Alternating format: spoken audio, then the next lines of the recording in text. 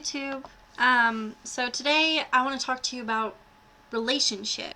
You know, when you're in a relationship, it can feel like the best drug you've ever had. Or like when you get a rush from something like skydiving, you know, it's just really intense and it just gives you this rush. But the thing about relationships is that they can also be absolutely horrid, like horrendous at times. And when it gets too bad, it's time to make some changes. There will always be little moments here and there in a relationship, but if they become a constant, then there's a problem. This is my little book of red flags. If you shut them down fast enough, you may have a chance at something great. However, if you don't, they could swallow your relationship whole. Number 1, the jealous type. Does your partner always think that you're going to cheat on them?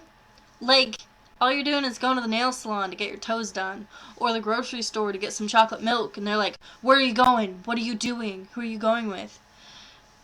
But, you know, we can all get insecure sometimes.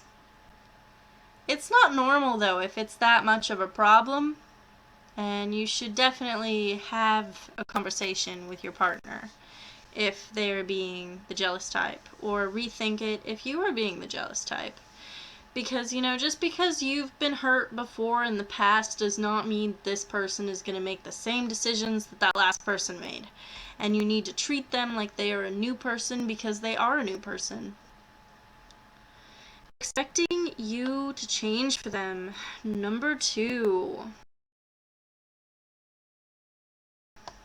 Alright, so when you're in a relationship, you start by choosing this person, they become your person, and you guys are supposed to accept each other, you know, as you are. Sometimes somebody's like, I want to change this about you. It's not okay. You know, you have to accept the bad habits, the hobbies, the friends. You have to accept everything and not force them to change unless it's something life-threatening and dangerous, and then you be like, you know what? If you don't make this change, I'm out because I'm not into life-threatening and dangerous. It's not what I'm here for. Alright, number 3, the control freak. So, when your partner is setting times with friends or not okay with you to hang out with certain people, then you need to say something. We insist in choosing the movie you go see. If you find yourself unable to make half the decisions in a relationship, you need to have a serious talk. Number 4. I'm pretty sure that we've all been with one of these.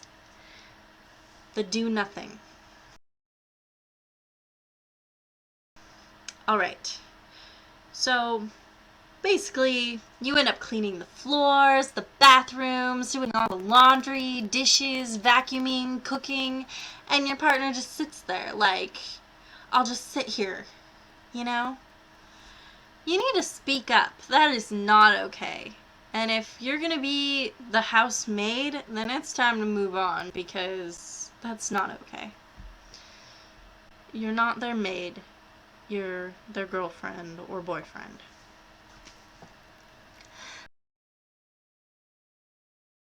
The liar. Whether it's about something huge or something small, lying is the easiest way to total your relationship. So don't lie, guys. It's bad. Not acknowledging your dreams. If you're really into traveling, art, cooking, or writing, and if they're unsupportive of it, then it'll make you feel resentful, unfulfilled, and unhappy. Number 7, pressure to get married.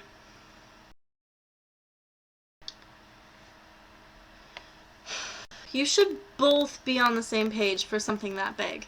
If you aren't ready, then you need to express that. Number 8, the sex fiend. Sometimes you're just not in the mood. And just because you are together does not mean that they can use you like that. Your partner should be willing to accept that no means no. Number 9, distance. You need to connect and communicate in a relationship. That is really important, especially in a long distance relationship, because that's all you got. Distance can affect relationships differently depending on the people. The most important thing, though, is to recognize each other's core needs and wants. And some people are able to communicate over Skype or on the phone or texting or whatever, some people use Kik now, but the important thing is that you're keeping the communication, you make plans for the future if you are in a long distance relationship, and you guys gotta know that one of you eventually has to be willing to move, otherwise it's probably not gonna work. Because if you guys aren't going in the same direction, then chances are that your relationship isn't gonna go in the same direction, Alrighty, life goals, number 10. If your life goals don't mesh well, then it probably isn't going to work out long term. Let's say one of you wants to be a starving artist and travel Europe, while the other one wants a family and security and to stay back home. Communication and agreement on how and when the goals are going to be met is very important to achieve success with your long-term partner. Because chances are that if one of you wants to be a starving artist and travel and the other one wants to stay home and have a family and security, then you're probably not going to end up with both of you being happy if you stay together. If you're being lied to, you should probably just end it anyways, because lying is really bad, and honesty and trust are very important in a relationship, because that's the person that's always there, and if they can't even be honest with you, then what's the point, because that's the one person that you're probably spending a good amount of time with. That's the one person that you're supposed to not be able to get bored of. And life is good. I'm home alone this weekend. That's interesting. I don't really like being alone that much. I hope that you guys enjoyed the video, and I hope that you guys all have a wonderful rest of your day. Love, Snap.